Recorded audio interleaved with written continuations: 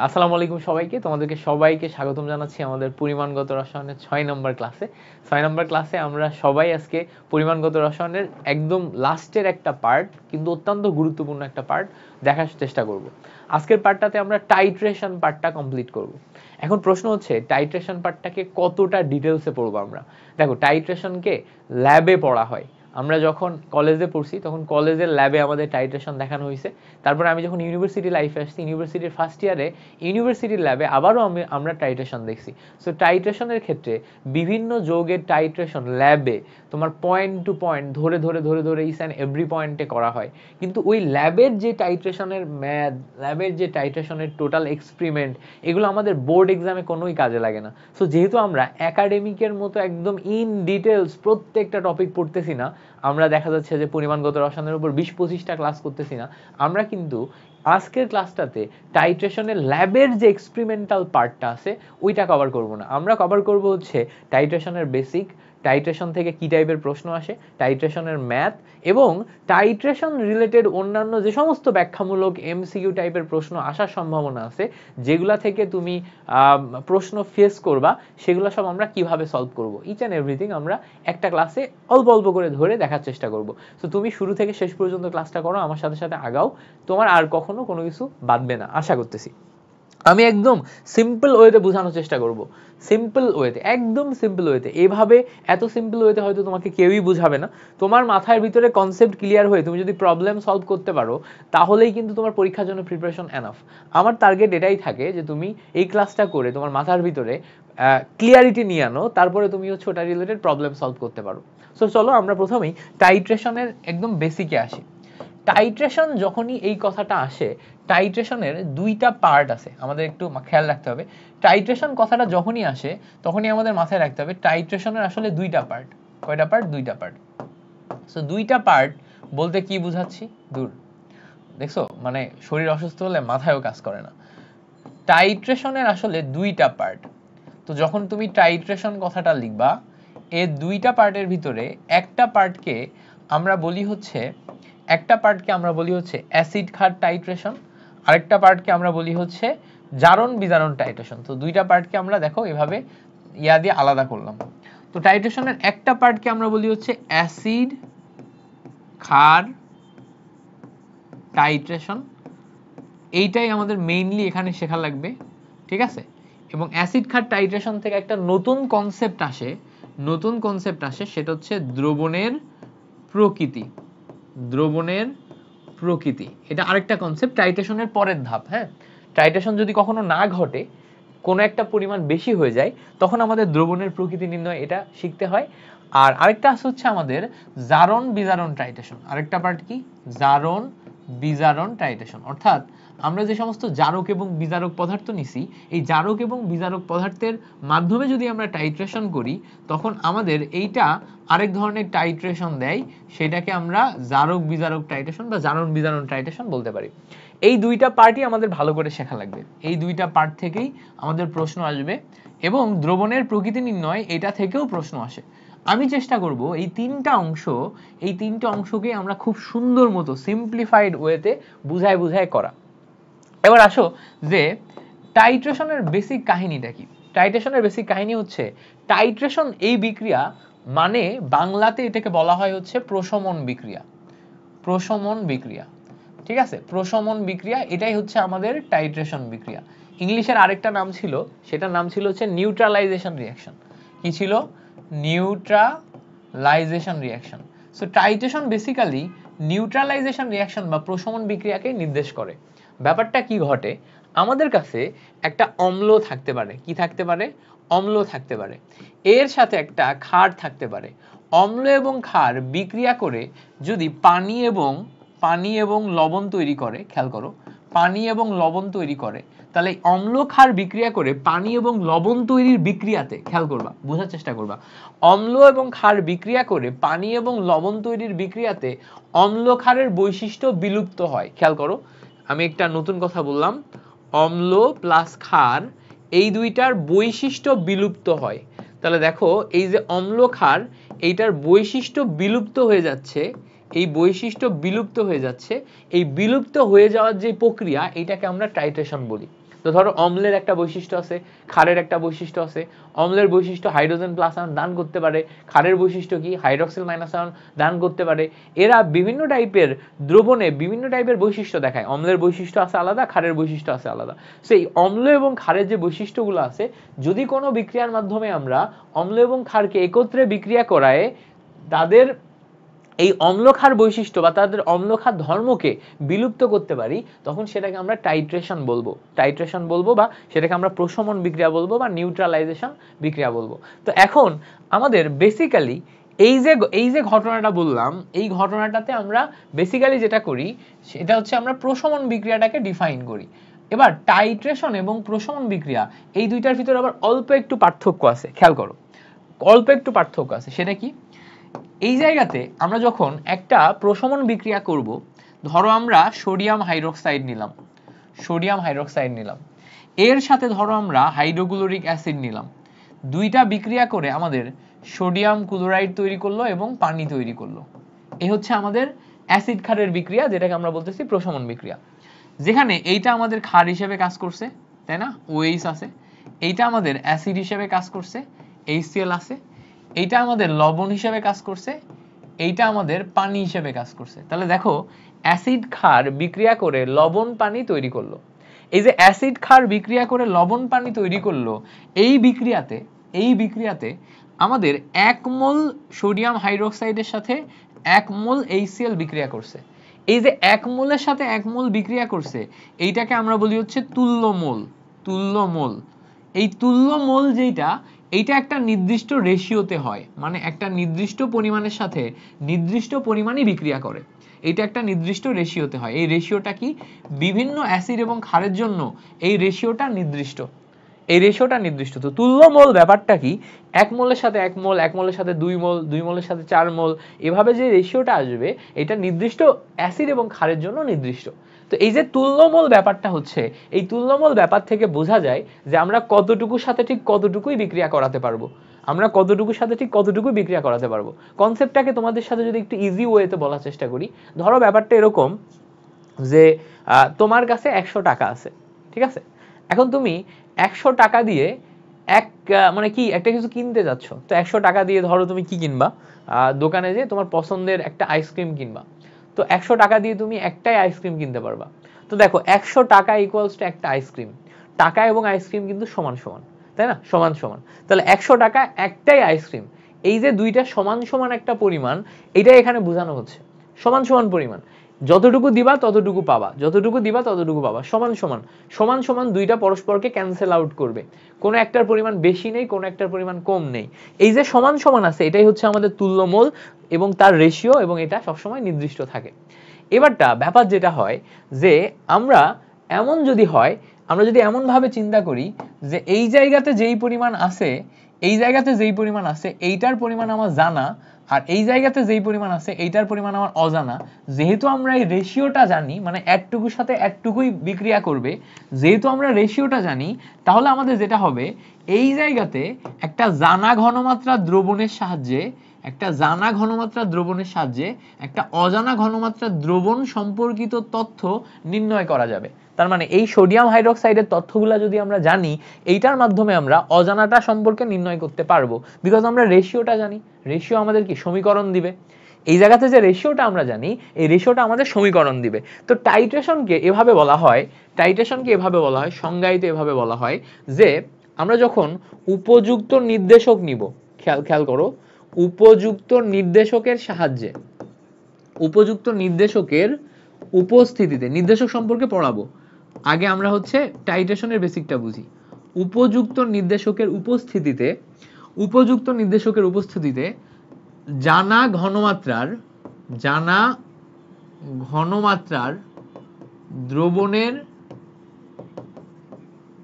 সাহায্যে, হ্যাঁ, অজানা ঘনমাত্রার দ্রবণের ঘনমাত্রা বা অন্য তথ্য বের করার পদ্ধতিকে টাইট্রেশন বলে।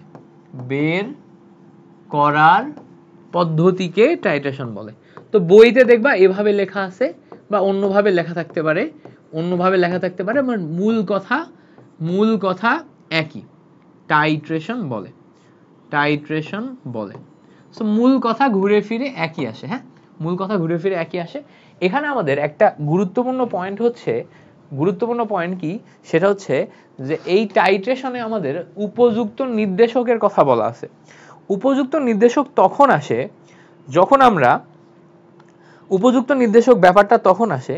যখন আমরা হচ্ছে তোমার টাইট্রেশনটা পরীক্ষাগারে করি। হ্যাঁ, পরীক্ষাগারে করি বা ল্যাবে করি।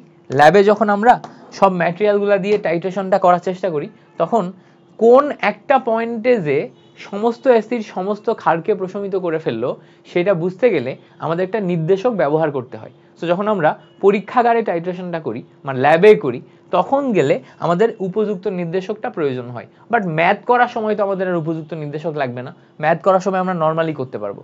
তো ব্যাপারটা কি ঘটে দেখো, আমরা যখন টাইট্রেশনটা পরীক্ষাগারে করব, খেয়াল করো, আমরা যখন টাইট্রেশনটা পরীক্ষাগারে করব, তখন টাইট্রেশন করার জন্য আমাদের পরীক্ষাগারে কিছু ম্যাটেরিয়াল লাগবে। যেমন ধরো এটা একটা কনিক্যাল ফ্লাক্স টাইপের কিছু একটা আছে, ঠিক আছে, একটা বুলেট আছে।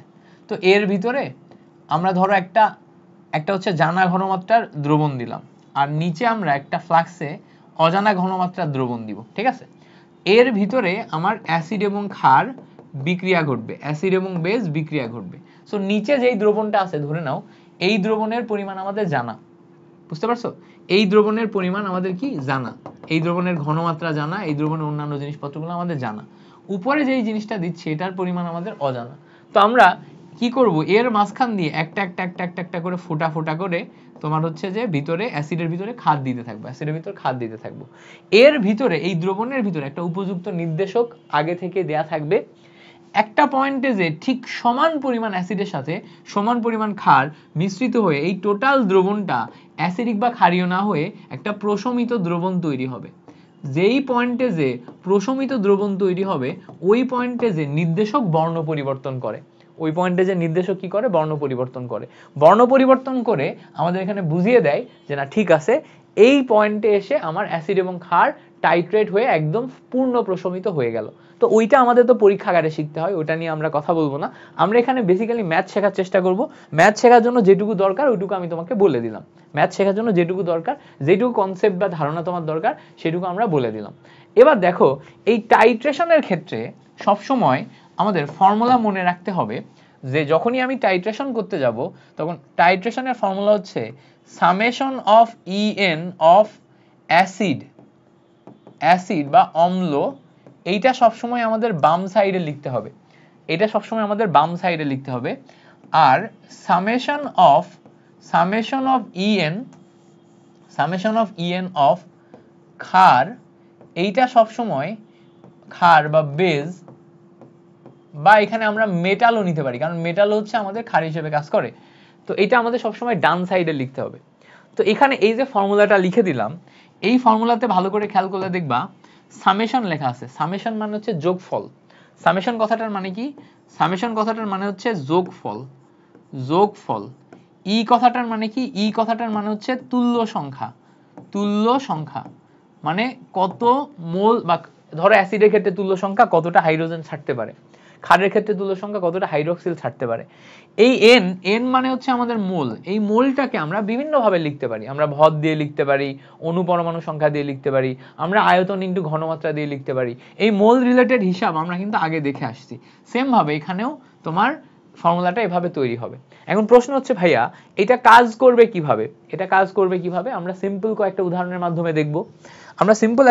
মাধ্যমে দেখব। দেখো, টাইট্রেশন তখনই হবে যখন প্রশ্নের ভিতরে উল্লেখ থাকবে যে টাইট্রেশন হয়েছে, বা এরকম প্রশ্নের ভিতর উল্লেখ থাকবে প্রশমিত হয়েছে, ঠিক আছে। এই কথাগুলো যদি আমাদের উল্লেখ থাকে তখনই আমরা টাইট্রেশনের ফর্মুলা দিয়ে ম্যাথ করতে পারবো। বা প্রশমিত কথাটা বা নিউট্রালাইজেশন কথাটা এগুলো যদি আমাদের উল্লেখ থাকে তখনই আমরা আগাইতে পারবো, তাছাড়া আগাইতে পারবো না। এবার আসো আমরা যদি একটু দেখার চেষ্টা করি, ধরো আমাদের কাছে এরকম একটা পাত্র দেয়া আছে, এই পাত্র, এটা একটা পাত্র। এই পাত্রের ভিতরে আমরা প্রথমে সালফিউরিক অ্যাসিড নিলাম, সালফিউরিক অ্যাসিড নিলাম। তো আমরা যে সালফিউরিক অ্যাসিড নিছি, এই সালফিউরিক অ্যাসিডের 20 ml নিছি, 20 ml এবং 0.4 মোলারিটি একটা দ্রবণ নিছি। মানে সালফিউরিক অ্যাসিডের দ্রবণটা 20 ml, আয়তনে 20 ml, আর হচ্ছে মোলারিটি কত, 0.4 মোলারিটি। মোলারিটি তো ঘনমাত্রা আমরা আগে শিখে আসছি। এই অ্যাসিডটাকে সম্পূর্ণরূপে প্রশমিত করার জন্য আমরা, প্রশমিত করার জন্য খেয়াল করো, সম্পূর্ণরূপে প্রশমিত করার জন্য প্রথমে আমরা সোডিয়াম হাইড্রোক্সাইড নিছি। সোডিয়াম হাইড্রোক্সাইড আমরা নিছি হচ্ছে 20 ml, 20 না, এটা আমরা নিছি ধরো 10 ml, 10 ml 0.2 molarity, 10 ml 0.2 molarity. তো দেখো আমরা সালফিউরিক অ্যাসিডকে সোডিয়াম হাইড্রোক্সাইড দিয়ে প্রশমিত করতে চাচ্ছি, বাট এখনো পূর্ণ প্রশমন হয় নাই। এবার বলছে যে সালফিউরিক অ্যাসিডের এতকে সোডিয়াম হাইড্রোক্সাইডের এতর ভিতরে দিয়ে আমরা পূর্ণ প্রশমন করতে গেছি, কিন্তু পূর্ণ প্রশমন হয় নাই। পূর্ণ প্রশমন করার জন্য আমরা দ্রবণের ভিতরে 0.2 মোলারিটি কত ml ম্যাগনেসিয়াম হাইড্রোক্সাইড দিলে পূর্ণ প্রশমন হবে, ঠিক আছে? তাহলে এই জায়গাতে পূর্ণ প্রশমন প্রথমে হয় নাই, খেয়াল করো, আবার বুঝাই ব্যাপারটা, এই কথাটা বুঝবা। প্রথমে আমরা অ্যাসিড দিছি, অ্যাসিডের ভিতরে আমরা এই পরিমাণ ক্ষার দিলাম, বাট এই ক্ষার আর অ্যাসিড দিয়ে এখনো পূর্ণ প্রশমন হয় নাই। মানে এখানে অ্যাসিড এবং ক্ষারের ধর্ম সম্পূর্ণরূপে বিলুপ্ত হয় নাই। বিলুপ্ত হইতে গেলে তোমাকে কিছু পরিমাণ আরো ম্যাগনেসিয়াম হাইড্রোক্সাইড যোগ করা লাগবে, এবং তার ঘনমাত্রা দেয়া আছে, আয়তন দেয়া নাই। এইটা যোগ করা লাগবে, বাট দেয়া নাই, আয়তন দেয়া নাই। তো যদি এইটা দেয়া না থাকে তাহলে আমরা কি করব, এখন এই জায়গাতে এইটার পরিমাণ বের করব। কারণ কি, কারণ হচ্ছে যেহেতু এই জায়গাতে পূর্ণ প্রশমন হয়ে গেছে, পূর্ণ প্রশমন হয়ে গেছে, তার মানে এখানে অ্যাসিড এবং ক্ষারের সমস্ত ধর্ম বিলুপ্ত হয়ে গেছে, সবগুলা সমান সমান বা ব্যালেন্স অবস্থায় আছে। তো পূর্ণ প্রশমনের মেইন ওয়ার্ডটাই হচ্ছে ব্যালেন্স। সবাই কিন্তু ব্যালেন্স অবস্থায় আছে, ঠিক আছে? কেউ বেশি বা কেউ কম নাই। মানে এই দ্রবণটা এখন আর না অ্যাসিডিক না ক্ষারীয়, এটা একদম পূর্ণ প্রশমিত একটা দ্রবণ। এখন এই যে পূর্ণ প্রশমিত দ্রবণ, এই পূর্ণ প্রশমিত দ্রবণটাতে কি পরিমাণ আমি ম্যাগনেসিয়াম হাইড্রোক্সাইড যোগ করছিলাম, এইটা আমার অজানা। এইটা কি, এটা আমার অজানা। বাকি তথ্যগুলো আমার জানা। বাকি যেগুলো জানা, সেই জানা দ্রবণের সাহায্যে আমি এখন অজানা দ্রবণের মান বের করব। দ্যাটস ওয়াই এটাকে আমরা বলতেছি হচ্ছে টাইট্রেশন, ঠিক আছে? দ্যাটস ওয়াই আমরা কি বলতেছি, টাইট্রেশন। ওকে, এবার খেয়াল করো, এই টাইট্রেশনের আমরা ওই ম্যাথটা সলভ করার জন্য ফর্মুলা নিব summation of EN of acid, এটা হচ্ছে বাম সাইডে, equal to summation of EN of ক্ষার, এইটা নিব ডান সাইডে। তাহলে বাম সাইডে অ্যাসিড, ডান সাইডে ক্ষার নিলাম। বাম সাইডে যে অ্যাসিডটা নিচ্ছি, অ্যাসিড আমাদের এখানে কয়টা দেখো তো, খেয়াল করলে দেখবা অ্যাসিড আমাদের একটা। তাহলে আমরা পরবর্তী লাইনে ইএন অফ একটা অ্যাসিড সম্পর্কে লিখলাম, সেটাকে আমাদের সালফিউরিক অ্যাসিড। ওকে, আমরা একটা অ্যাসিড সম্পর্কে লিখলাম, সেটাকে সালফিউরিক অ্যাসিড। ডান সাইডে আমরা ক্ষার সম্পর্কে লিখবো। ক্ষার কয়টা, আমাদের দুইটা। তাহলে ইএন অফ প্রথম ক্ষারটা হচ্ছে আমাদের সোডিয়াম হাইড্রোক্সাইড, একটা ক্ষার লিখলাম। যেহেতু সামেশন মানে যতগুলা ক্ষার হবে সব ডান সাইডে যোগ হবে। তাহলে দেখো আরেকটা ক্ষার কে আছে, ইএন অফ আরেকটা ক্ষার আছে হচ্ছে দেখো ম্যাগনেসিয়াম হাইড্রোক্সাইড, ঠিক আছে? দেখো তোমাদের বইতে ঐকিক নিয়মে এগুলো করানো থাকতে পারে, খুব জটিল লাগবে। ঐকিক নিয়মে করায় তুমি অনেক ক্ষেত্রে মিলাইতেও পারবা না, ঠিক আছে? সো আমি যেভাবে করাচ্ছি, তোমার মনে প্রশ্ন আসতে পারে ভাইয়া যে এইভাবে করলে কি আমি ফুল মার্ক পাবো? 100% পাবা, 100% পাবা। একটা ম্যাথ সলভ করার একটাই মাত্র ওয়ে নাই, একটাই মাত্র পৃথিবীতে বই নাই যে ওই বইই আমরা ফলো করে সবসময় সলভ করব। হাজারটা বই আছে, হাজারটা ওয়ে আছে। তোমরা পড়ো হচ্ছে হায়ার সেকেন্ডারিতে, হায়ার সেকেন্ডারি হচ্ছে হায়ার এডুকেশনের ভিতরে পড়ে। সেখানে তোমার নির্দিষ্ট কোনো রাইটারের বই রেকমেন্ড করা হয় না। কেন করা হয় না? কারণ হচ্ছে যে তুমি যে কোনো বই থেকে পড়াশোনা করো, তুমি টপিকটা বুঝে সলভ করে টপিকটা আন্ডারস্ট্যান্ডিং আনতে পারলেই হবে, ঠিক আছে? বইয়ের জন্য কোনো বোর্ড বই নাই, হায়ার সেকেন্ডারিতে বা এসএসসিতে কোনো বোর্ড বই নাই, বুঝতে পারছো?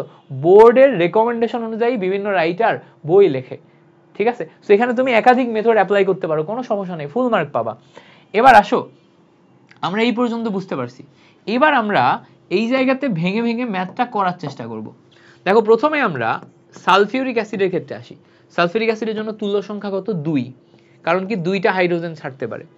সালফিউরিক অ্যাসিডকে আমরা যদি দেখি এখানে ভাঙলে আমরা আয়তন এবং ঘনমাত্রা পেয়েছিলাম। কি পেয়েছিলাম? আয়তন এবং ঘনমাত্রা। সো সালফিউরিক অ্যাসিডের এই মোল ভাঙলে আমরা আয়তন ইনটু ঘনমাত্রা নিতে পারি, যেখানে আয়তন যাবে আমাদের লিটারে। এই ক্যালকুলেশনটা কার জন্য? এই ক্যালকুলেশনটা আমাদের সালফিউরিক অ্যাসিডের জন্য। এই সাইডে ডান সাইডে যদি আমরা একটু খেয়াল করি, এই সোডিয়াম হাইড্রোক্সাইডের জন্য তুল্য সংখ্যা 1, এই n কে ভাঙলে আমরা আবারও VS পাই। কেন? সোডিয়াম হাইড্রোক্সাইডও দেখো V এবং S দেয়া। সো V আমরা লিখলাম লিটারে, S আমরা লিখলাম S। ওকে, এবার খেয়াল করো, আমরা যদি পরবর্তী পাঠে আসি, পরবর্তী পাঠে ম্যাগনেসিয়াম হাইড্রোক্সাইডের জন্য আমাদের ঘনমাত্রা এবং আয়তন জিজ্ঞেস করছে। কত আয়তন, তাই না? কত আয়তন এটা জিজ্ঞেস করছে। তাহলে দেখো ম্যাগনেসিয়াম হাইড্রোক্সাইডের জন্য আমাদের ঘনমাত্রা এবং আয়তন যদি হয়, ম্যাগনেসিয়াম হাইড্রোক্সাইড 2টা হাইড্রোক্সিল ছাড়তে পারে, তাহলে তুল্য সংখ্যা কত? 2। n কে ভাঙলে আবারও V আমাদের লিটারে, ইনটু আমরা S নিব। এইটা হচ্ছে আমাদের কার জন্য? এটা হচ্ছে আমাদের ম্যাগনেসিয়াম হাইড্রোক্সাইডের জন্য। এটা কার জন্য? এটা হচ্ছে আমাদের সোডিয়াম হাইড্রোক্সাইডের জন্য। That's it. এইবার খেয়াল করো পরবর্তী লাইনে যদি আমরা আসি, এই সালফিউরিক অ্যাসিডের জন্য আমি যদি এখন ভ্যালুগুলা বসাই, দেখো আয়তনের পরিমাণ দেয়া আছে 20 ml। তো আমরা উপরে 20 ml বসালাম, নিচে 1000 দিয়ে ভাগ করো। কারণ কি? ml কে তুমি 1000 দিয়ে ভাগ করলে লিটারে নিয়ে যেতে পারবা। ঘনমাত্রা দেখো দেয়া আছে 0.4 মোলারিটি, বসায় দাও 0.4 মোলারিটি। পরবর্তীতে এই অংশে আসো, এই অংশে ক্যালকুলেশন করো। খুব সিম্পল, দেখো এই অংশে ক্যালকুলেশন করলে 1 আমি বসাই দিলাম। আয়তন আমার সোডিয়াম হাইড্রোক্সাইডের জন্য ওই দেখো দেয়া আছে কত? সোডিয়াম হাইড্রোক্সাইডের জন্য 10 ml দেয়া আছে। এটাকে লিটারে কনভার্ট করলে 1000 দিয়ে ভাগ করতে হবে, ইনটু এর সাথে ঘনমাত্রা দেখো 0.2 মোলারিটি, বসাই ফেললাম। পরবর্তী পার্টে আসো, ম্যাগনেসিয়াম হাইড্রোক্সাইডের জন্য তুল্য সংখ্যা আমরা জানি, আয়তন আমাদের বের করা লাগবে যেটা লিটারে আসবে, ঘনমাত্রা দেখো 0.2 মোলারিটি দেয়া আছে। এই হচ্ছে আমাদের টোটাল ক্যালকুলেশনের হিসাব। এখন যদি এই জায়গা থেকে আমরা VL এর ভ্যালুটা বের করতে চাই, তাহলে এই পার্টটা প্রথমে এই সাইডে এসে মাইনাস হবে, তাই না? এই পার্টটা এসে প্রথমে এই সাইডে মাইনাস হবে। সো আমরা 2 ইনটু কাটাকাটি করলে দেখো এই জায়গা থেকে 20 ডিভাইডেড বাই 1000 ইনটু 0.4 মাইনাস, এটাকে এই সাইডে নিয়ে আনো, 10 divided by 1000 into 0.2 divided by এই যে দুইটার গুণফল, একটা 2 ইনটু 0.2 এটা পাই, 2 ইনটু 0.2 এটা পাই। এটা ক্যালকুলেটরে বসাও, এক লাইনে বের হয়ে যাবে। ক্যালকুলেটরে বসাও তো, করো তো। দেখো আমার কাছে ক্যালকুলেটর আছে, ক্যালকুলেটরে বসাই। 2 ইনটু 20 ইনটু 0.4 ডিভাইডেড বাই তোমার আছে হচ্ছে 1000। ওকে, পরের পার্ট মাইনাস আবারও 10 into 0.2 divided by 1000। So calculation করলে 0.014 আসে। 0.014 ভাগ আসবে হচ্ছে 2 ইনটু 0.2। সো এটা ক্যালকুলেট করলে আমাদের আসে হচ্ছে 0.035 এত লিটার। যেটাকে তুমি যদি মিলিলিটারে কনভার্ট করতে চাও তাহলে 1000 দিয়ে গুণ করতে হবে। এইটাকে তুমি 1000 দিয়ে গুণ করলে পাবা হচ্ছে 35 ml। তার মানে ওই জায়গায় যে দ্রবণটা ছিল, এই দ্রবণ বা ম্যাগনেসিয়াম হাইড্রোক্সাইডের যে দ্রবণ, এইটাকে যদি আমরা 35 ml নিতাম, মাত্র 35 ml নিতাম, এইটা নিয়েই আমরা পূর্ণ প্রশমন করে ফেলতে পারতাম। বেশি না, আমরা জাস্ট 35 ml নিলেই এটাকে আমরা পূর্ণ প্রশমন করে ফেলতে পারতাম।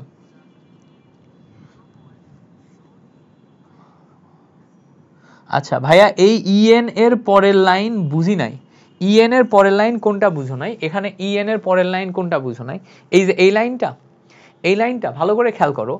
E মানে হচ্ছে আমাদের তুল্য সংখ্যা। তো দেখো আমরা এখানে সালফিউরিক অ্যাসিড লিখছি না? সালফিউরিক অ্যাসিডের তুল্য সংখ্যা E মানে হচ্ছে আমার 2। এই N কে ভাঙলে আমরা অনেকগুলা ফর্মুলা পাইছিলাম, মনে আছে? W divided by M, N divided by NA, N equals to VS, আমরা মুখস্থ করছিলাম মোলের হিসাবে। ওই N ভেঙে আমরা VS লিখছি, N ভেঙে আমরা এখানে কি লিখছি? VS লিখছি। ঠিক আছে, সেম ভাবে এই সোডিয়াম হাইড্রোক্সাইডের জন্য তুল্য সংখ্যা 1, N ভেঙে আমরা VS লিখছি। সেম ভাবে ম্যাগনেসিয়াম হাইড্রোক্সাইডের জন্য তুল্য সংখ্যা 2, N ভেঙে আমরা VS লিখছি। N ভেঙে কি লিখছি? VS লিখছি। এখন সব সময় যেখানে VS হবে এমন কোনো ফিক্স কিছু না কিন্তু। কেন? কারণ হচ্ছে খেয়াল করে দেখো এই জায়গাতে এমনও কখনো কখনো ঘটতে পারে যে তোমার কোন একটা ভর দেয়া আছে, ভর দেয়া আছে, তো ভর দেয়া থাকলে তখন n ভেঙে w/m এ যাইতে হবে, দ্যাটস ওয়াই। তো এই জায়গাতে সবসময় vs থাকবে এটা না, প্রশ্নে আমাদের কি দেয়া আছে তার উপর ডিপেন্ড করে আমরা এটা নিব। আমি আরেকটা ম্যাথ দেখালে বুঝতে পারবা, এই ক্যালকুলেশন আশা করি তোমাদের ক্লিয়ার হয়েছে। আরেকটা ম্যাথ দেখালে বুঝতে পারবা, যেমন ধরো আরেকটা ম্যাথ যদি দেখাই, একটা এক্সট্রা পেজ নিয়ে দেখাই। ধরো আরেকটা ম্যাথ হিসেবে আমি নিলাম, এইটা ধরো একটা এ পাত্র, আর এর পাশে আরেকটা আছে হচ্ছে আমাদের বি পাত্র। সো খেয়াল করো, একটা এ পাত্র একটা বি পাত্র, এটা এ পাত্র এইটা বি পাত্র। বলছে এ পাত্রে আমাদের ম্যাগনেসিয়াম ধাতু আছে, এ পাত্রে কি আছে, ম্যাগনেসিয়াম ধাতু আছে। আর বি পাত্রে আমাদের খেয়াল করো হাইড্রোক্লোরিক অ্যাসিড আছে। হাইড্রোক্লোরিক অ্যাসিড বলছে 0.25 মোলারিটি এবং 200 ml, ঠিক আছে। এবার বলছে এ এবং বি কে একত্রিত যোগ করলে বা এ প্লাস বি মিশ্রণে ম্যাগনেসিয়াম এর পরিমাণ কত হলে দ্রবণটি পূর্ণ প্রশমিত হবে। তো আমাদের এখানে যে দ্রবণ আছে, এই দ্রবণটাকে আমরা পূর্ণ প্রশমিত কখন পাবো, যখন আমাদের ম্যাগনেসিয়ামের পরিমাণ খুঁজে বের করতে হবে। ম্যাগনেসিয়ামের পরিমাণ মানে কি, ম্যাগনেসিয়ামের পরিমাণ মানে আমাদের এখান থেকে ডাব্লিউ বের করতে বলছে, তাই না। এখন আমরা কি করব, আমরা এটা সমাধান করার সময় অ্যানসার করার সময় আমাদের same formula, summation of EN of acid, এটা যাবে আমাদের বাম সাইডে, আর ডান সাইডে যাবে সামেশন অফ ইএন অফ ক্ষার বা ধাতু। ওই যে প্রথম সূত্রে লিখে দিছিলাম।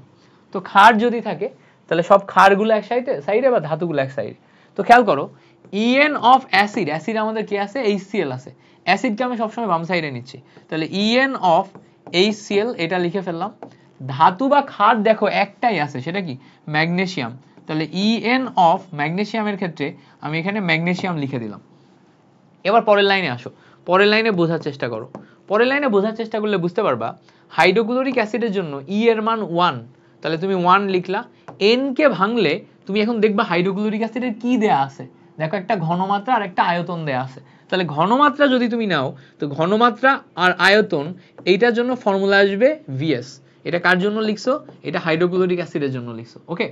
এবার দেখো ম্যাগনেসিয়ামের জন্য তুল্য সংখ্যা ই এর মান কত, 2, কারণ ম্যাগনেসিয়াম 2 প্লাসে পরিণত হয়, ম্যাগনেসিয়াম 2টা ইলেকট্রন ছাড়তে পারে, তাহলে এখানে 2 প্লাসে পরিণত হলে 2 দিয়ে দিলাম। n যেটা আছে, n কে ভাঙলে আমরা W/m পাই। কেন W/m পাই, আরে ভাইয়া আমাদের এখানে কত গ্রাম সেটা চাইছে, কত পরিমাণ সেটা চাইছে। পরিমাণ চাইলে আমরা মোলে কই যাব, পরিমাণ চাইলে মোলে আমরা W/m এ যাব, আমরা বহুতবার দেখছি। এই দেখো তোমরা অনেকেই ঐকিক নিয়ম মনেই রাখতে পারো না, ওকে। সালফিউরিক অ্যাসিডের ই কিভাবে কাউন্ট করলেন ভাইয়া, ই কিভাবে বের করবো, আচ্ছা ই কিভাবে বের করবো, তোমাদের তুল্য সংখ্যা শেখাইছি না, তুল্য সংখ্যা শেখাইনি, আচ্ছা তুল্য সংখ্যা শেখাই দিচ্ছি, ওকে। এই কিভাবে বের করবো, তুল্য সংখ্যা শেখাই দিচ্ছি, আচ্ছা একটু পরে শেখাই দিচ্ছি, দাঁড়াও এইটা আগে দেখাই দিই, তারপর তুল্য সংখ্যা শেখাই দিচ্ছি। খেয়াল করো, এবার আমরা এই পার্টে আসি। এই জায়গাতে HCl এর পরিমাণ ওই জায়গায় দেখো 200 ml, এইটা আমার ভি এর পরিমাণ দেয়া আছে, বাট আমরা জানি এটা লিটারে কনভার্ট হবে, তো নিচে আমরা 1000 দিয়ে ভাগ করব। এস এর পরিমাণ দেখো এখানে 0.25 মোলারিটি দেয়া আছে। এই সাইডে আমরা 2 জানি। ম্যাগনেসিয়ামের জন্য আণবিক ভর কত, ম্যাগনেসিয়ামের জন্য আণবিক ভর আসবে হচ্ছে 24, উপরে যাবে আমাদের W। পরের লাইনে আমরা ইজিলি W এর পরিমাণ বের করতে পারবো, আর গুণ করলে W ইকুয়ালস টু আসবে হচ্ছে, আমরা যদি এই সাইডে দেখি, এই জায়গা থেকে এটা কাটাকাটি করলে 0.2 আসে, 0.25 আসে, 24 উপরে যে গুণ হয় /2। এই ক্যালকুলেশন করলে আমরা এখান থেকে W এর পরিমাণ বের করে ফেলতে পারি, ঠিক আছে। এত আসবে কিসে, আমাদের গ্রামে, ভাইয়া এত কিসে আসবে, গ্রামে। এবার তোমাদের অনেকের প্রশ্ন আসছে, ভাইয়া ই জিনিসটা কি, এটাই তো বুঝলাম। এই জিনিসটা আমি তোমাদের দেখবা জারক বিজারকের সময় তুল্য সংখ্যা একটা জিনিস শেখাইছিলাম, যে কতগুলা ইলেকট্রনের পরিবর্তন হচ্ছে সেটাকে তুল্য সংখ্যা বলে, এভাবে শেখাইছিলাম। এবার তুল্য সংখ্যা এই জিনিসটার আরো অন্যান্য কনসেপ্ট আছে, সেগুলো আমরা খুব ভালো করে শিখে ফেলতে পারি। দেখো তুল্য সংখ্যা এইটাকে আমি এভাবে বলি, হ্যাঁ আমি এভাবে বলি যে যার যা কিছু আছে, যার যা কিছু আছে, ঠিক আছে, যার যা কিছু আছে তাই তার তুল্য সংখ্যা। এইটা এভাবে বলা যায়, যার যা কিছু আছে তাই তার তুল্য সংখ্যা। তো খেয়াল করো, যার যা কিছু আছে তাই তার তুল্য সংখ্যা মানে কি? খেয়াল করো, আমরা যদি অ্যাসিড নিই, অ্যাসিডের ক্ষেত্রে ভালো করে খেয়াল করলে দেখবা HCl hydrochloric acid, H2SO4 sulphuric acid, HNO3 nitric acid, এই অ্যাসিডগুলোতে খেয়াল করলে দেখবা হাইড্রোজেন প্লাস আয়ন দান করার ক্ষমতা আছে। হাইড্রোজেন প্লাস দান করার ক্ষমতা, এই যে হাইড্রোজেন প্লাস দান করার ক্ষমতা, এটাই তার তুল্য সংখ্যা নির্ধারণ করবে। যেমন দেখো হাইড্রোক্লোরিক অ্যাসিডের ক্ষেত্রে তুল্য সংখ্যা হবে হচ্ছে 1, কেন? কারণ একটা হাইড্রোজেনকে সে দান করতে পারে। তারপরে ই দিয়ে তুল্য সংখ্যা বুঝাই, ই দিয়ে তুল্য সংখ্যা কি দিয়ে বুঝাই? ই দিয়ে, ইকুইভ্যালেন্ট নাম্বার, ঠিক আছে। সালফিউরিক অ্যাসিডের ক্ষেত্রে ই অফ H2SO4 এটা হবে হচ্ছে 2, কেন 2 হবে? কারণ সালফিউরিক অ্যাসিড দুইটাকে ছাড়তে পারে। সেম ভাবে নাইট্রিক অ্যাসিডের ক্ষেত্রে ই অফ HNO3 কত আসবে? HNO3 এইটা আসবে হচ্ছে আমার 1, কারণ কি? এ আমার এখানে একটা ছাড়তে পারে। তাহলে তুই এই সেম কনসেপ্ট থেকে আমি এখন ক্ষারের কনসেপ্টে যাইতে পারতেছি না? ক্ষারের ক্ষেত্রে কি হবে? ক্ষারের ক্ষেত্রে তোমার তুল্য সংখ্যা হবে হচ্ছে হাইড্রক্সিল মাইনাস আয়ন দান করার ক্ষমতা, দান করার ক্ষমতা। তাহলে এইটা আসবে হচ্ছে আমার হাইড্রক্সিল মাইনাস আয়ন দান করার ক্ষমতা আসবে আমার ক্ষারের তুল্য সংখ্যা। তাহলে আমি যদি সোডিয়াম হাইড্রোক্সাইড ক্ষার এইটার ক্ষেত্রে ই এর মান বের করি, কয়টা ছাড়তে পারে ভাইয়া? কয়টা ছাড়তে পারে? একটা ছাড়তে পারে। একটা ছাড়তে পারলে তুল্য সংখ্যা 1। আমি যদি ম্যাগনেসিয়াম হাইড্রোক্সাইড এইটার জন্য তুল্য সংখ্যা বের করতে চাই, কত আসবে? 2টা ছাড়তে পারে, তাহলে তুল্য সংখ্যা 2। আমি যদি ম্যাগনেসিয়াম হাইড্রোক্সাইডের পরিবর্তে অ্যালুমিনিয়াম হাইড্রোক্সাইড এইটা বের করতে চাই, কত আসবে? 3 আসবে, কেন? কারণ 3টা ছাড়তে পারে, 3টা ছাড়তে পারে। তাহলে এভাবে আমি এখান থেকে ইজিলি তুল্য সংখ্যা বের করে ফেলতে পারছি। তাহলে প্রশমন বিক্রিয়ার ক্ষেত্রে তুল্য সংখ্যা দিয়ে আমাদের বের করতে শিখতে হবে। বুঝতে পারছো? এই ফর্মুলা খুবই কার্যকরী একটি ফর্মুলা, সব জায়গায় তুমি ইউজ করতে পারবা, তুমি জাস্ট তুল্য সংখ্যাটা মাথায় রাখলেই হবে। তাহলে ক্লিয়ার হয়েছে? তাহলে এখানে কিভাবে এই টাইট্রেশনটা হলো বুঝতে পারলাম। পূর্ণ প্রশমনের জন্য কিভাবে টাইট্রেশনটা হলো ক্লিয়ার হয়েছে কিনা? ক্লিয়ার হয়ে যাওয়ার কথা। এবার আসো আমরা পরবর্তীতে আরেকটা পেজ নিয়ে আরেকটা ম্যাথ করি, করলে আমরা বুঝতে পারবো, আরো ভালো বুঝতে পারবো।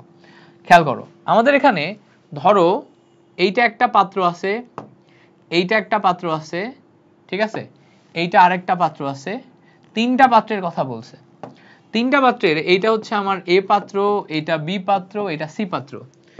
এ প্লাস বি প্লাস সি পাত্র মিশ্রণে, ঠিক আছে, পূর্ণ প্রশমিত হয়, এটা বলে দিছে, পূর্ণ প্রশমিত হয়, ঠিক আছে। এবার কোন পাত্রে কি কি আছে আমরা একটু দেখার চেষ্টা করি। প্রথম পাত্রে সালফিউরিক অ্যাসিড আছে, প্রথম পাত্রে কি আছে? সালফিউরিক অ্যাসিড আছে। দ্বিতীয় পাত্রে অ্যালুমিনিয়াম হাইড্রোক্সাইড আছে। 3 নাম্বার পাত্রে HCl আছে, সালফিউরিক অ্যাসিড এখানে দেয়া আছে 250 ml 0.7 মোলারিটি। হাইড্রোক্লোরিক অ্যাসিড এখানে দেয়া আছে 200 ml, ঠিক আছে, 200 ml এবং 0.4 মোলারিটি। আর HCl যেটা এটা দেয়া আছে, এটার আয়তন আমরা জানি না, দেয়া আছে হচ্ছে 0.5 মোলারিটি। আমাদের এখান থেকে বের করা লাগবে যে এইটা পূর্ণ প্রশমনের জন্য হাইড্রোক্লোরিক অ্যাসিডের আয়তন কত। তো এখানে আমাদের জিজ্ঞেস করছে এ প্লাস বি প্লাস সি পাত্র মিশাইলে আমাদের পূর্ণ প্রশমন হয়, বলছে HCl এর আয়তন কত, আয়তন কত। তাহলে আমরা ওই যে দেখো তো 2টা 3টা জানা ঘনমাত্রা দ্রবণের সাহায্যে একটা অজানা ঘনমাত্রা দ্রবণ কিভাবে বের করতে পারতেছি, ওই সেম জিনিস, যেহেতু এটা একটা নির্দিষ্ট রেশিওতে বা তুল্য সংখ্যা বা তুল্য মোলের রেশিওতে বিক্রিয়া করে, আমরা ইজিলি একটার সাথে আরেকটা কম্পেয়ার করে বের করতে পারবো। তাহলে আমাদের এইটা বের করার জন্য ফর্মুলা কি হবে? সেম আগের মতোই, আমাদের প্রশ্ন যতই প্যাসাক কঠিন করুক, আমরা ফর্মুলা যদি একটা মনে রাখি সেখান থেকেই বের করে ফেলতে পারবো।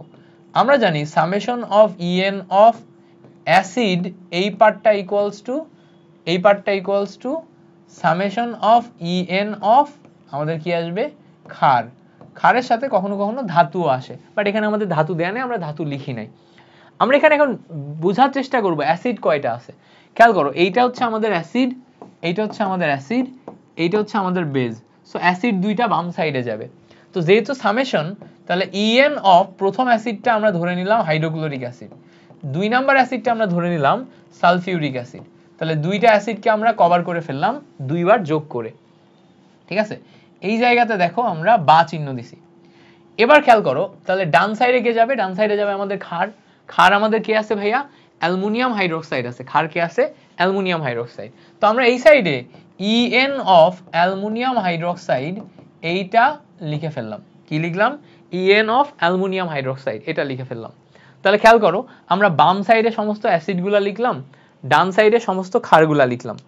বাম সাইডে সমস্ত অ্যাসিডগুলা লিখলাম, ডান সাইডে সমস্ত ক্ষারগুলা লিখলাম। পারবো কিনা? খুব সিম্পল না? সিম্পল জিনিস, বাম সাইডে অ্যাসিড, ডান সাইডে ক্ষার। আচ্ছা, এবার আমরা আমাদের বেসিক নিয়ম অনুযায়ী ক্যালকুলেশন করব। তুমি চাইলে এক লাইন বেশি করেও লিখতে পারো, কোনো সমস্যা নেই। প্রথমে তুমি দেখবা আমাদের চাইছে কি, সব জায়গাতে আমাদের সেম প্যারামিটার দেয়া আছে, মিলিলিটার দেয়া আছে, ঘনমাত্রা দেয়া আছে, আয়তন দেয়া আছে, ঘনমাত্রা দেয়া আছে, আয়তন চাইছে, ঘনমাত্রা দেয়া আছে। তাহলে তুমি সবগুলাকে ভেঙে সেম প্যারামিটারে লিখতে পারো। কিভাবে? এই যে ই এন কে ভেঙে তুমি ভিএস লিখতে পারো ভি লিটারে, কার জন্য? HCl এর জন্য।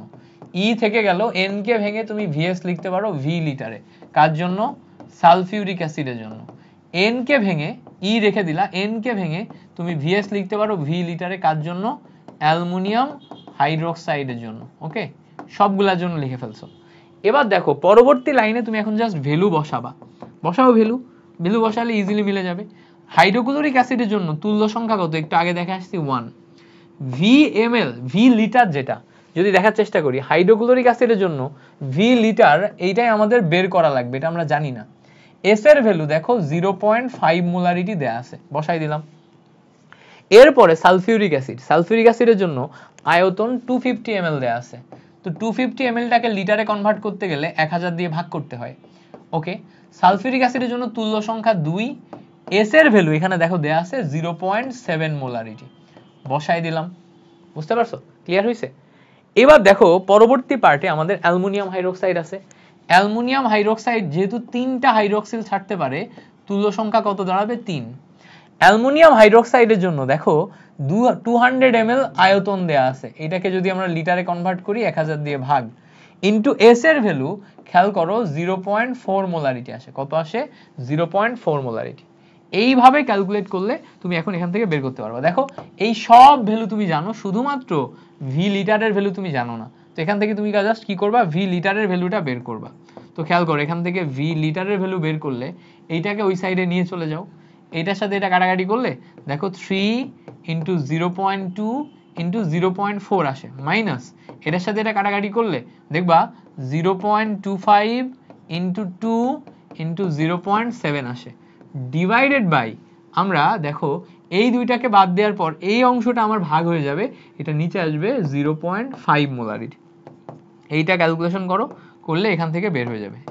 যাদের কাছে ক্যালকুলেটর আছে একটু ক্যালকুলেটরে উত্তরটা লিখো, লিখে আমাকে দেখাও। যাদের কাছে ক্যালকুলেটর আছে উত্তরটা লিখো, লিখে আমাকে বলো। বুঝতে পারছো? এইভাবে আমরা এই টাইট্রেশনটা কমপ্লিট করি, এইভাবে আমরা এই টাইট্রেশনটা কমপ্লিট করি। ক্লিয়ার হয়েছে? তাহলে যদি আমাদের এইরকম টাইট্রেশন আসে আমরা পারবো কিনা বলো? যদি আমরা এরকম টাইট্রেশন আসে তাহলে আমরা পারবো কিনা বলো? পারবো? পারবো? পারতে হবে। আমাদের এই জায়গা থেকে যদি টাইট্রেশন আসে তাহলে আমাদের এইভাবে পারতে হবে, ইজিলি পারার কথা। ওকে, এবার একটা সিম্পল জিনিস খেয়াল করো তো, এই জায়গাতে একটা সিম্পল জিনিস খেয়াল করো তো, এই জায়গাতে আমরা যখন এইভাবে ম্যাথগুলা করতেছিলাম তখন এই ম্যাথের ক্ষেত্রে আমরা যে ফর্মুলাটা ইউজ করতেছিলাম, ফর্মুলাটা হচ্ছে summation of EN of acid, তাই না, is equals to summation of EN of base, তাই না? তার মানে একটা দ্রবণে যতটুকু অ্যাসিড থাকতে পারে ততটুকুই আমার ক্ষার থাকতে পারে। এন মানে কি? এন মানে মোল। এন মানে কি? এন মানে মোল। সো যতটুকু মোল আমার অ্যাসিড থাকতে পারে ততটুকু মোলই আমার ক্ষার থাকতে পারে। ই যেটা তুল্য সংখ্যা আমার উভয় সাইড ব্যালেন্স করে দেয়, ঠিক আছে, ব্যালেন্স করে দেয়। এখন যদি এমন হয়, তোমাকে বললাম যে তুমি একটা পাত্রের ভিতরে 5 মোল হাইড্রোক্লোরিক অ্যাসিড ঢালো, তারপর 3 মোল সালফিউরিক অ্যাসিড ঢালো, তারপর 2 মোল সোডিয়াম হাইড্রোক্সাইড ঢালো। এবার কোনো গ্যারান্টি আছে এখানে সব সমান পরিমাণ থাকবে? সমান পরিমাণ থাকবে এবার কিন্তু গ্যারান্টি নাই। সমান পরিমাণ নাও থাকতে পারে। যদি কখনো সমান পরিমাণ না থাকে, এটা নট ইকুয়াল হয়, তার মানে এইটা টাইট্রেশন হয় নাই। তখন এটা কি হয়? এটা তখন আর টাইট্রেশন হয় না।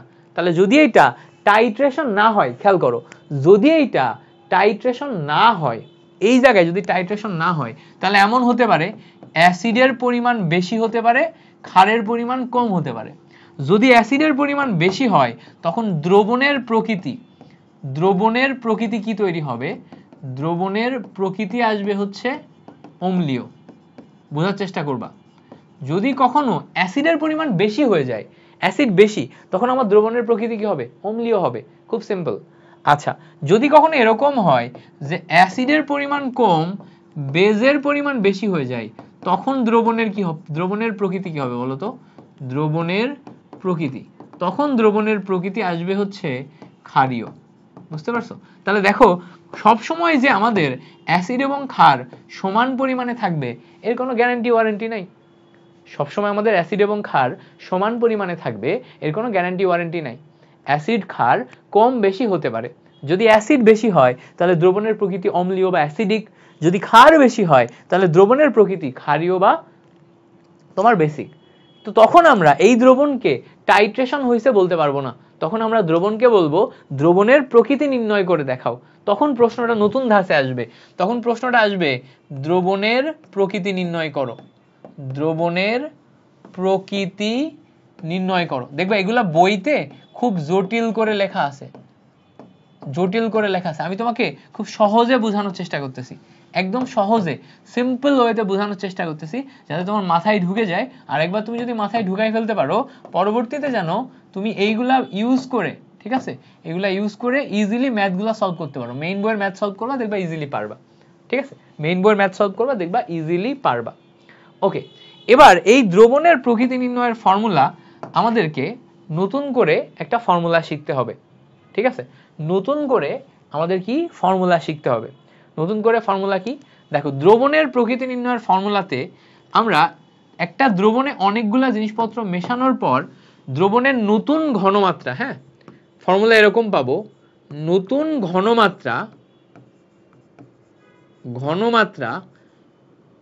x ইকুয়ালস টু, নতুন ঘনমাত্রা x দিলাম, x ইকুয়ালস টু, প্রথমে একটা এরকম দাগ দিয়ে নিবা, উপরে যাবে সামেশন অফ en অফ, দেখো উপরে যাবে summation of en of acid minus summation of en of base. ঠিক আছে, নিচে যাবে হচ্ছে ভি টোটাল। ভি টোটাল মানে কি? টোটাল দ্রবের আয়তন বা টোটাল দ্রবণের আয়তন। সো টোটাল দ্রবণের যত আয়তন থাকবে নিচে টোটাল আয়তন যোগ হবে, টোটাল আয়তনের যোগফল হবে। আর উপরে খেয়াল করো, অ্যাসিডের মোল থেকে, অ্যাসিডের তুল্যমোল থেকে বেজের তুল্যমোল বাদ যাবে, অ্যাসিডের তুল্যমোল থেকে বেজের তুল্যমোল বাদ যাবে। খেয়াল করলে দেখবা এই x হচ্ছে আমার নতুন ঘনমাত্রা প্রকাশ করে। এই x এর চিহ্ন এখানে যেহেতু এখানে প্লাস মাইনাস আছে, x এর চিহ্ন দুই রকম হতে পারে। x এর চিহ্ন প্লাস হতে পারে, x এর চিহ্ন শেষ পর্যন্ত মাইনাস হতে পারে। যেহেতু আমরা অ্যাসিডকে প্লাস ধরছি আর বেজকে মাইনাস ধরছি, যদি প্লাস হয় তাহলে দ্রবণটা হবে হচ্ছে অ্যাসিডিক। অ্যাসিডিক মানে ওই ঘনমাত্রাটা হাইড্রোজেন প্লাস আয়নকে নির্দেশ করবে। আর যদি মাইনাস হয় তাহলে দ্রবণের প্রকৃতি হবে হচ্ছে ক্ষারীয়। এই ঘনমাত্রাটা হাইড্রক্সিল মাইনাস আয়নকে নির্দেশ করবে। এই হচ্ছে আমার দ্রবণের প্রকৃতি বের করার শর্টকাট ফর্মুলা, যেই ফর্মুলা ব্যবহার করে আমরা দ্রবণের প্রকৃতি বের করতে পারবো। এইটা তুমি আন্ডারস্ট্যান্ডিং এ যদি ঢোকে তাহলে তুমি এমনি দ্রবণের প্রকৃতি বের করতে পারবা। এবার আসো, এইটাকেই আমরা যদি একটা ম্যাথ আকারে দেখার চেষ্টা করি, আমরা এটাকেই যদি একটা ম্যাথ আকারে দেখার চেষ্টা করি, ম্যাথ আকারে দেখলে আমরা আরো ভালো বুঝতে পারবো। যেমন ধরো, তোমাকে আমি বলে দিলাম যে একটা পাত্র আছে, এটা একটা পাত্র, বড় পাত্র নিলাম। এই পাত্রের ভিতরে আমরা তিন ধরনের দ্রবণ নিব, যেমন ধরো সালফিউরিক অ্যাসিড নিচ্ছি। সালফিউরিক অ্যাসিডের ক্ষেত্রে 0.4 মোলারিটি 200 ml এটা নিলাম। এর ভিতরে আমরা আরেকটা ক্ষার নিলাম, সোডিয়াম হাইড্রোক্সাইড, এটা 0.3 মোলারিটি এবং 50 ml। ঠিক আছে, এর ভিতরে আমরা আরেকটা তোমার হচ্ছে ক্ষার নিলাম, সেটা হচ্ছে ধরো আমাদের ম্যাগনেসিয়াম হাইড্রোক্সাইড, এটা 0.25 মোলারিটি, এবং এটা হচ্ছে আমাদের ধরে নাও কত 30 ml। ঠিক আছে, এবার বলছে এই যে দ্রবণটা আমি মেশালাম, এই দ্রবণের প্রকৃতি বের করো, তো এই দ্রবণের প্রকৃতি বের করার জন্য আমরা যেহেতু বোর্ড এক্সামে করব, হ্যাঁ বোর্ড এক্সামে না করে আমরা যদি অ্যাডমিশন এক্সামে করি, তাহলে আমরা সরাসরি এই ফর্মুলাটা ইউজ করতে পারি, কোনো সমস্যা নেই। যেহেতু আমরা বোর্ড এক্সামে করব, আমরা একটু লিখে করব, তাছাড়া কিছুই না। দেখো এইটা বাংলায় লেখা যায়, বাংলায় লিখলে অনেক কঠিন মনে হবে, আমি তোমাকে চিত্র আকারে দেখালাম কেন জানো, কারণ তুমি জানো মাথার ভিতর বুঝতে পারো যে এই দ্রবণের ভিতরে এই তিনটা একত্রিত মিশ্রিত অবস্থায় আছে, এই দ্রবণের প্রকৃতি বের করতে বলছে, তুমি বাসায় এখন প্রশ্ন পড়বা, বই থেকে দেখবা প্রশ্ন একদম ইজি লাগবে, ঠিক আছে, এই দ্রবণের প্রকৃতি বের করতে বলছে। তো এখন আমি এইটা তোমাকে ভেঙে করা দেখাবো, তো খেয়াল করো, প্রথমে আমি যেটা করব, অ্যাসিড গুলা তুল্যমূল বের করব। তো আমি প্রথমে লিখব H2SO4 সালফিউরিক অ্যাসিড এর তুল্যমূল, এইভাবে লিখব। সো তুল্যমূল বের করার ফর্মুলা কি ছিল ভাইয়া? তুল্যমূল বের করার ফর্মুলা ছিল হচ্ছে EN, তাই না, EN। তাহলে দেখো EN কার জন্য? সালফিউরিক অ্যাসিডের জন্য। তো EN কার জন্য ভাইয়া? EN হচ্ছে সালফিউরিক অ্যাসিডের জন্য। তাহলে দেখো সালফিউরিক অ্যাসিডের তুল্যমূল EN অফ সালফিউরিক অ্যাসিড লিখলাম। এবার খেয়াল করো, সালফিউরিক অ্যাসিডের জন্য তুল্য সংখ্যা আসে হচ্ছে আমার 2, আর N কে ভাঙলে খেয়াল করো আমি V ইন্টু S পাই। সো আমি এখানে V এর জায়গায় লিখতে পারি 200 ml, বাট আমরা তো জানি 200 ml না ভাইয়া, এটা লিটারে যাবে, তাহলে 200 ডিভাইডেড বাই 1000 লিখে ফেললাম, ইনটু এই N কে ভাঙলে V ইনটু S হইতো না, S এর ভ্যালু দেখো 0.4 মোলারিটি আছে। এইটা ক্যালকুলেট করো, ক্যালকুলেট করলে একটা ভ্যালু বের হবে, এটার সাথে এটা ক্যালকুলেট করলে দেখো 0.2 আসবে। তো আমরা যদি ক্যালকুলেট করি তাহলে 2 ইনটু 2 ইনটু 4 ডিভাইডেড বাই 100 আসার কথা, ক্যালকুলেশন করলে 4 দুগুণে 8, 8 গুণ 2 16, 16 ডিভাইডেড বাই 100 0.16, এইটা আসে হচ্ছে আমাদের তুল্যমূল। কার জন্য? সালফিউরিক অ্যাসিডের জন্য, ঠিক আছে, কার জন্য? সালফিউরিক অ্যাসিডের জন্য। ওকে, এবার তুমি লিখবা সালফিউরিক অ্যাসিডের পরে এবার ক্ষারের দিকে যাই, তুমি লিখবা সোডিয়াম হাইড্রোক্সাইড ক্ষার এর তুল্যমূল, সোডিয়াম হাইড্রোক্সাইড ক্ষার এইটার তুল্যমূল। তো সোডিয়াম হাইড্রোক্সাইড ক্ষার EN, এইটাকে আমরা যদি সাইডে দিই EN অফ সোডিয়াম হাইড্রোক্সাইড এভাবে লেখা যায়, তাই না, লেখা যায়। তাহলে খেয়াল করো এই সোডিয়াম হাইড্রোক্সাইড ক্ষার এইটার জন্য যদি আমি তুল্যমূল লেখার চেষ্টা করি, এই তুল্য সংখ্যা কত? সোডিয়াম হাইড্রোক্সাইডের জন্য 1, N কে ভাঙলে খেয়াল করো V ইন্টু S পাওয়া যায়, V এর ভ্যালু দেখো আমাদের 50 ml দেয়া আছে, ডিভাইডেড বাই এটাকে যদি আমি 1000 দিয়ে ভাগ করি লিটারে পাওয়া যায়। N কে ভাঙলে আমরা V ইন্টু S পাচ্ছি না, S মানে হচ্ছে 0.3 মোলারিটি, কত আছে? 0.3 মোলারিটি। এইটাকে ক্যালকুলেশন করলে তুমি এখানে আরেকটা তুল্যমূল পাবা, কত পাবা আমরা একটু দেখার চেষ্টা করি। 50 ডিভাইডেড বাই 1000 ইন্টু 0.3, ক্যালকুলেট করলে দেখো 0.105, এইটা পাওয়া যায় আরেকটা তুল্যমূল। ওকে, এটা আমরা আরেকটা তুল্যমূল পাই। এবার তুমি পরবর্তীতে ম্যাগনেসিয়াম হাইড্রোক্সাইডের জন্য তুল্যমূল লিখবা, কি লিখবা? ম্যাগনেসিয়াম হাইড্রোক্সাইড এর তুল্যমূল, ঠিক আছে, তুল্যমূল। এটা কি আসবে? EN অফ কি? ম্যাগনেসিয়াম হাইড্রোক্সাইড লিখে ফেললাম। E মানে কত? E মানে কত? E মানে ম্যাগনেসিয়ামের জন্য 2, N কে ভাঙলে আবার আমি VS পাই। তো খেয়াল করো একটা আছে আমার 30 কে লিটারে কনভার্ট করলে 1000, ইনটু S কে ভাঙলে 0.25। সো ক্যালকুলেশন করলে এখানে কত আসে? 2 into 30 divided by 1000 into 0.25, calculation করো, ক্যালকুলেশন করলে এইটার রেজাল্টও আসে হচ্ছে এটা, ও হ্যাঁ 25 নিছি, সো এটার রেজাল্ট আসে হচ্ছে 0.015।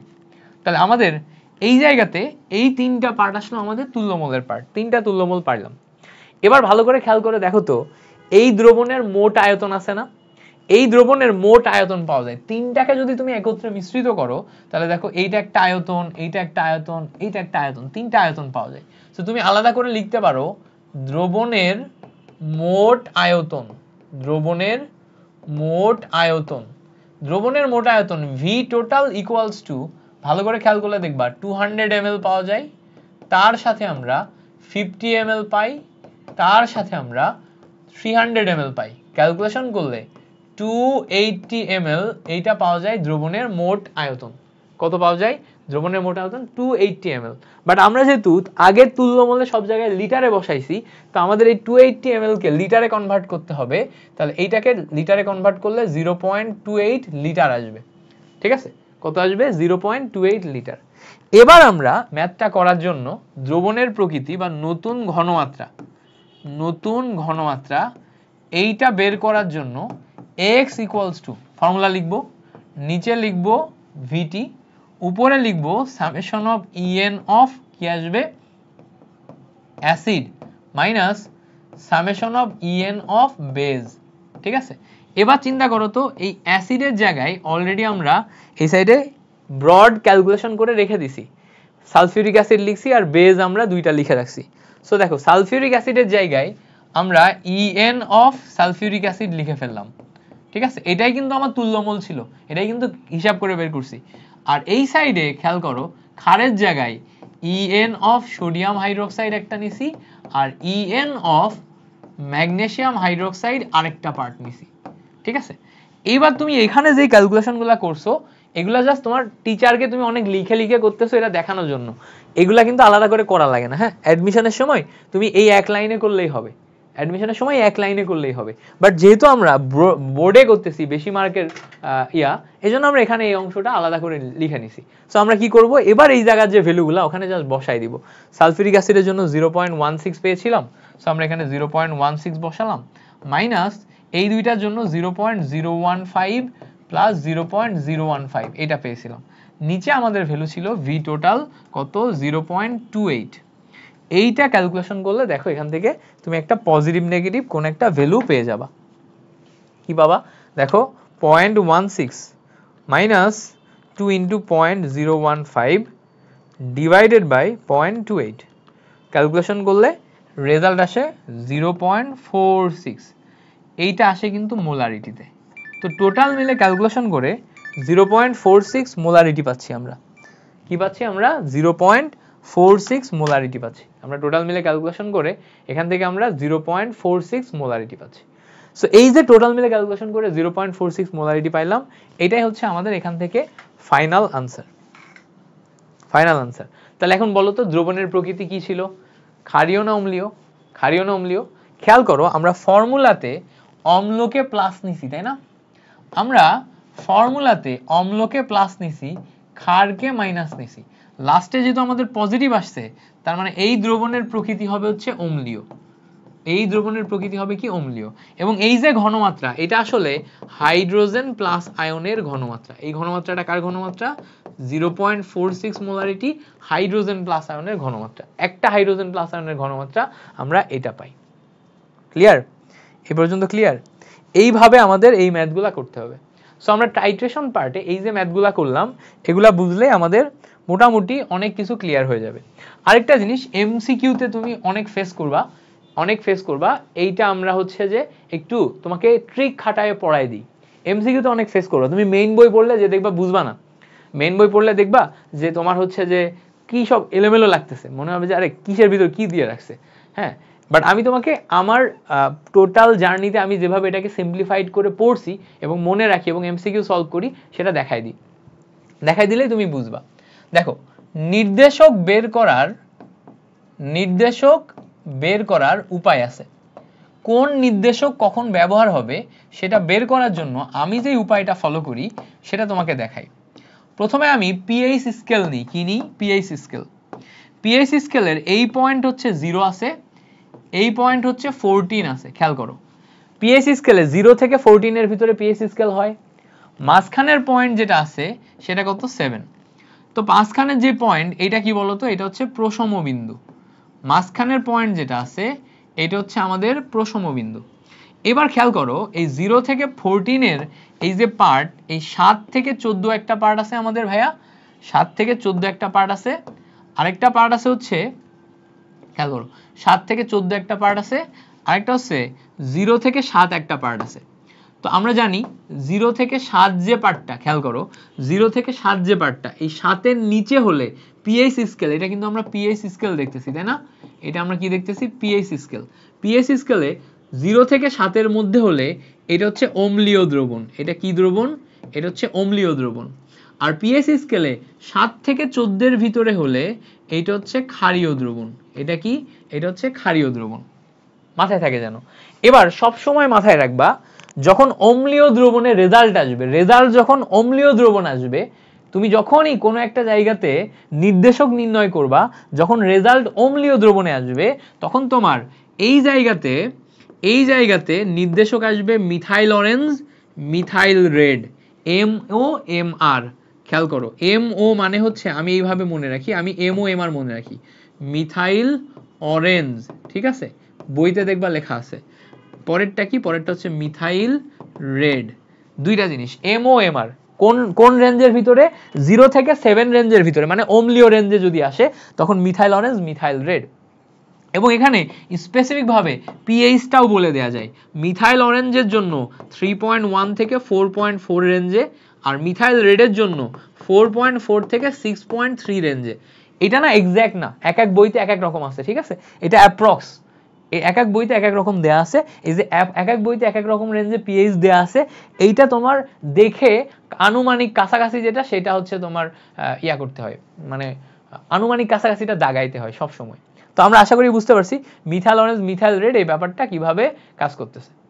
ওকে, এবার আসো ক্ষারীয় অংশে যদি আমরা যাই, কখনো যদি রেজাল্ট ক্ষার হয়, তখন আমাদের দুইটা পিএইচ, দুইটা নির্দেশক এখানে কাজ করে। একটা হচ্ছে ফেনল ফথালিন,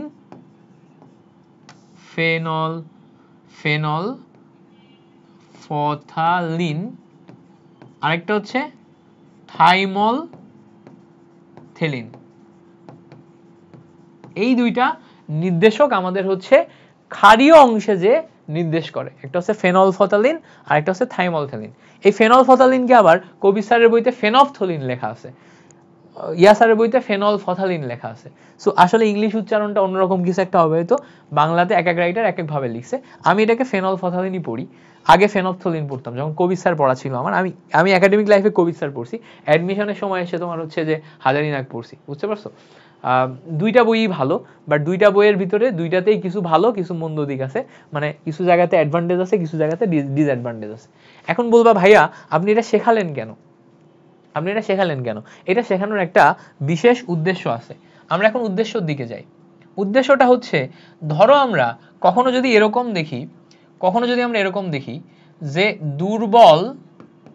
দুর্বল ক্ষার এর সাথে সবল অ্যাসিড বিক্রিয়া করছে। কি বিক্রিয়া করছে? দুর্বল ক্ষার এবং সবল অ্যাসিড। তো দুর্বল ক্ষার হিসেবে আমরা একটা ক্ষার নিলাম, ধরো অ্যামোনিয়াম হাইড্রোক্সাইড, ঠিক আছে? সবল অ্যাসিড হিসেবে আমরা অ্যাসিড নিলাম হাইড্রোক্লোরিক অ্যাসিড। এই দুইটা যদি কখনো বিক্রিয়া করে, মাথায় রাখবো এই দুর্বল ক্ষার সবল অ্যাসিডের বিক্রিয়া শেষে দ্রবণটা তৈরি হবে হচ্ছে অম্লীয়। কেন? কারণ বিক্রিয়া শেষে ক্ষারের পরিমাণ যেহেতু দুর্বল, এর প্রভাব কম থাকবে, অ্যাসিডের পরিমাণ যেহেতু সবল, এর প্রভাব বেশি থাকবে, সে দ্রবণটাকে অম্লীয় বানায় ফেলবে। কি বানায় ফেলবে? অম্লীয় বানায় ফেলবে। তো যদি আমরা দুর্বল ক্ষার এবং সবল অ্যাসিডের বিক্রিয়া করাই, তখন ফাইনাল রেজাল্ট অম্লীয় কি আসছে? এটা কি? এটা হচ্ছে রেজাল্ট। ফাইনাল রেজাল্ট আসছে অম্লীয়। ফাইনাল রেজাল্ট যদি অম্লীয় হয়, তাহলে সেটা কোন দিকে আছে দেখো তো? কোন দিকে আছে সেটা আমার দেখো, বাম সাইডে আছে, 0 থেকে 7 এর ভিতর। বাম সাইডে যদি থাকে, তখন এই জায়গাতে আমাদের নির্দেশক কারা? Methyl orange, methyl red. তার মানে এই দুইটার বিক্রিয়ায় আমি নির্দেশক পাবো হচ্ছে মিথাইল অরেঞ্জ বা মিথাইল রেড। এই দুইটার বিক্রিয়ায় আমি নির্দেশক পাবো হচ্ছে মিথাইল অরেঞ্জ বা মিথাইল রেড। এই দুইটার বিক্রিয়ায়, বুঝতে পারছো? That's it. এবার খেয়াল করো, আমরা যদি পরের পার্টে যাই, দুর্বল ক্ষার সবল অ্যাসিডের পরিবর্তে আমরা যদি এরকম নিই, সবল ক্ষার এবং দুর্বল অ্যাসিড, খেয়াল করো, সবল ক্ষার হিসেবে আমরা সোডিয়াম হাইড্রোক্সাইড নিলাম এবং দুর্বল অ্যাসিড হিসেবে CH3COOH নিলাম। তো খেয়াল করো, এইটা গেল আমাদের কি? সবল ক্ষার, দুর্বল অ্যাসিড। সবল ক্ষার দুর্বল অ্যাসিড হলে এই জায়গায় যেহেতু ক্ষার সবল, যে সবল তার প্রভাব থাকবে ফাইনাল রেজাল্টে, দুর্বল যে এর প্রভাব নাই, তাহলে এর প্রভাব যেহেতু বেশি, তাহলে আমরা রেজাল্ট পাবো হচ্ছে ক্ষারীয় দ্রবণ। কি পাবো? ক্ষারীয় দ্রবণ। এবার খেয়াল করো, ক্ষারীয় দ্রবণ মানে কোন দিকে যাচ্ছে? 7 থেকে 14 এর ভিতরে। ক্ষারীয় দ্রবণ যদি 7 থেকে 14 এর ভিতরে যায়, তাহলে এই বিক্রিয়ার জন্য নির্দেশক আসবে ফেনফথলিন, থাইমলথেলিন। তো তোমাকে প্রশ্নে ডিরেক্ট বলে দিবে যে এটা হইলে কোনটা নির্দেশক কার্যকরী। এই যে জিনিসপত্রগুলো শেখালাম, এটা টোটালটাই এমসিকিউ ট্রিক, ঠিক আছে? টোটালটাই এমসিকিউ ট্রিক। তুমি এই এমসিকিউ এভাবেই পাবা, এই এমসিকিউ এভাবেই পাবা, তুমি এইচএসসি তেও পাবা, ভার্সিটি কতে যেও পাবা। ভার্সিটি ক যখন পরীক্ষা দিবা তখনও দেখবা এভাবেই তোমার এমসিকিউ গুলো আসবে। ওকে, আচ্ছা, এবার দুই ধরনের আরেকটা কেস আছে, আর দুইটা কেস আছে। এই দুইটা কেস ছাড়াও দেখো, কখনো কখনো হইতে পারে দুর্বল ক্ষার, দুর্বল অ্যাসিড, দুইটাই দুর্বল হতে পারে। দুর্বল অ্যাসিড যদি কখনো অ্যাসিড বেস দুইটাই দুর্বল হয়, তাহলে এইটার ক্ষেত্রে কোনো নির্দেশক কার্যকরী না, কোনো নির্দেশক কার্যকরী না, কোনো নির্দেশকই কাজ করে না, ঠিক আছে? আর যদি কখনো আমাদের দুর্বল ক্ষার সবল অ্যাসিড, এটার পরিবর্তে দুইটাই সবল হয়, সবল ক্ষার প্লাস সবল অ্যাসিড, যদি দুইটাই সবল হয়, তাহলে এইটার ক্ষেত্রে আবার সকল নির্দেশক কার্যকরী,